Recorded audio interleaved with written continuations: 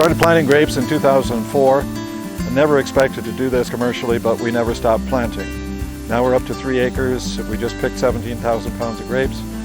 Believe it or not, you can grow grapes in Montana.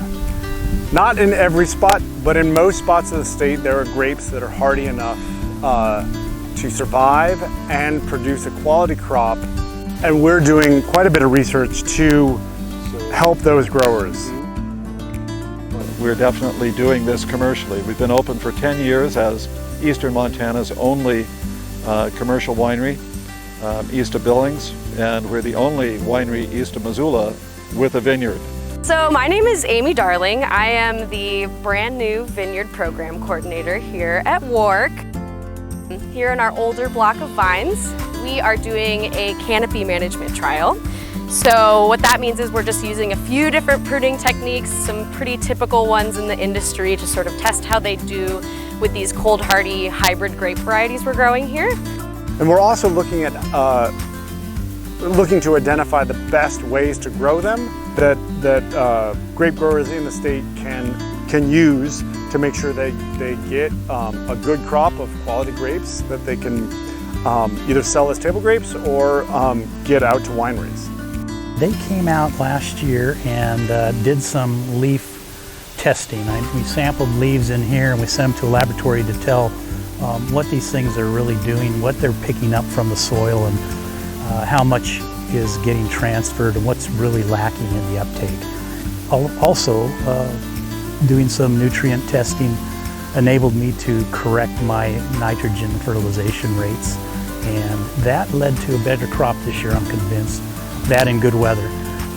My name is Rich Torquemada, and you're here at Luna Yena Vineyards in halfway between Stevensville and Florence, East Side Highway, and it's a small, I call it a micro vineyard. I found out that I was overwatering, and this soil holds a lot of moisture, and so when MSU Ag Center put sensors in for us, I found out that this summer I watered twice, and last summer I watered twice for the whole season. And that's all they need. It's incredible. I planted it in 2010.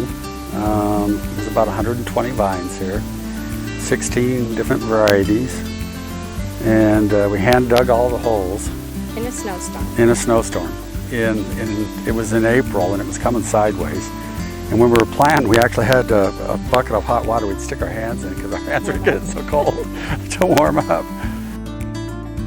In talking to Zach and then working with Westland Seed, we were able to put together a variety of different weed control methods, chemical, mechanical, and various combinations of the two.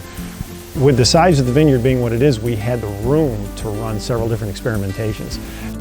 We now have various productivities that we can see, and we've made a determination as to how we will progress moving forward, which worked and which didn't. The real challenge with grapes is not getting them to survive the winter, but having a season, a growing season that's warm enough and long enough to be able to ripen the grapes, and so you don't get sour grapes.